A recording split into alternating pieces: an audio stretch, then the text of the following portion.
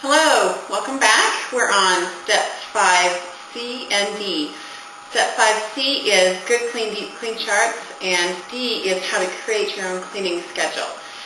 So the first thing we'll talk about is our Good Clean, Deep Clean chart.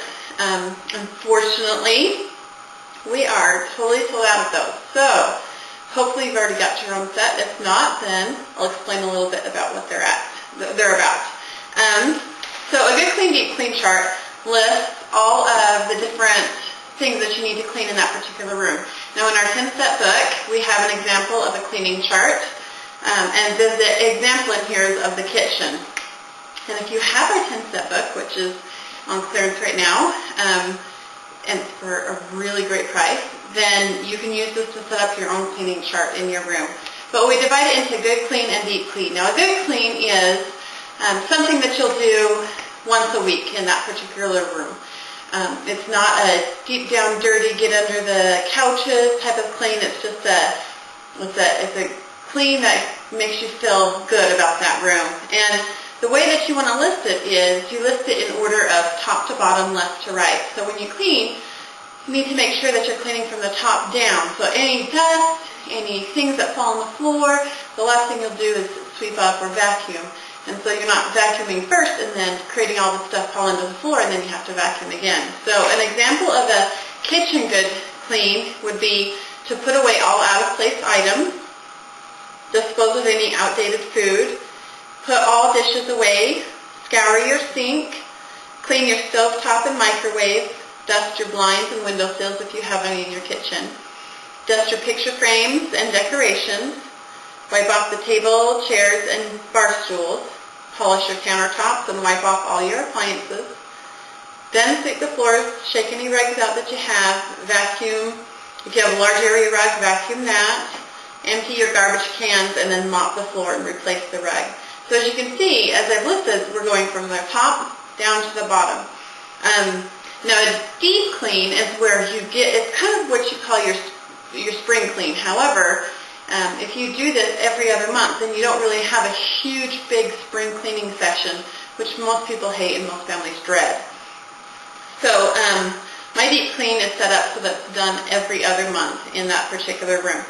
A deep clean includes doing all the things that you've listed in the good clean, and then it also includes cleaning your light fixtures. So not just dusting them, but cleaning them, and dusting the top of your cabinets. Cleaning your oven and your fridge, cleaning off the top and behind your fridge and underneath your fridge. Cleaning your blinds, so not just dusting, but actually cleaning, washing your windows and windowsills, spot washing walls, polishing your cabinets and your tables and your chairs, wiping your baseboards, vacuuming out the heat vents, shaking and washing the rugs, and then obviously mopping the floors as well. So as you can see, there's a little bit more when it comes to your deep clean. This is your, I really want to make this spotless type of clean. Now if you can divide these up, it makes your cleaning process so much easier in your house. And I actually have my door charts hanging up throughout my house. And I'll give you an example of what I do. Here's an example of where I put some of my cleaning charts for in my kitchen area.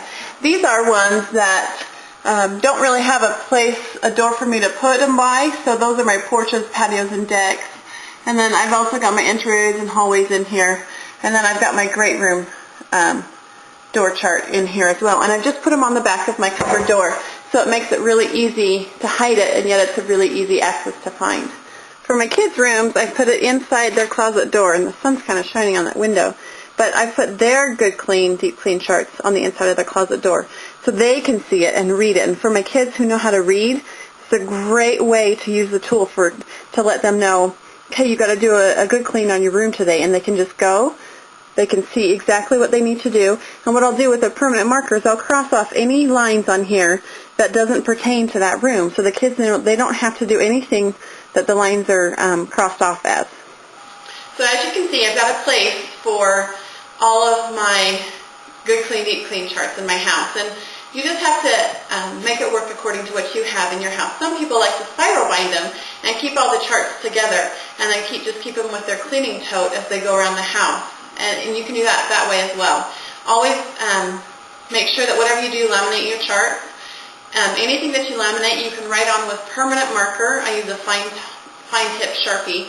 And then if you want to ever erase that off of your laminate, you just use rubbing alcohol, and it rubs right off, and it's good as new.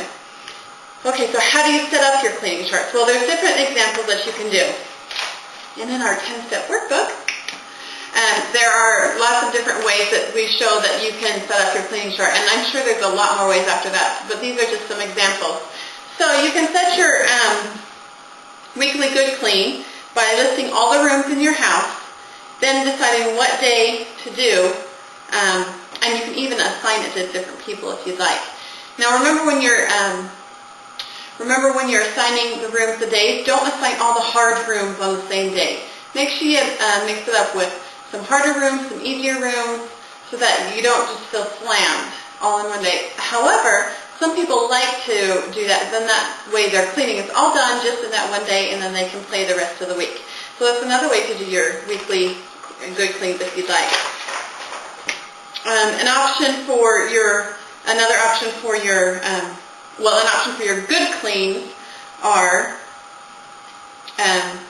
listing it as just do Monday, Tuesday, Wednesday, Thursday, Friday, Saturday, and just list it under that way, and you can add it as you'd like. Now some deep cleans examples are, we always encourage you to do it in sets. So deep clean set A and deep clean set B, and you can list it the exact same way that you did your weekly cleans if you'd like. The set A means that you're going to do it 1 month. So let's say set A is January. The set B you're going to do the next month. So let's say that's February.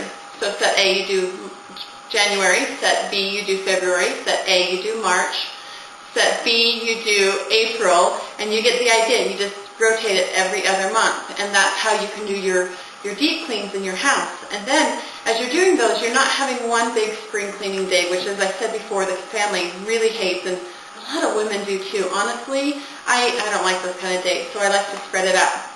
So good luck. We might have some freebies for you when it comes to setting up your good clean deep cleans. Check our blog and see if it's there. Have a great day. Happy St. Patrick's!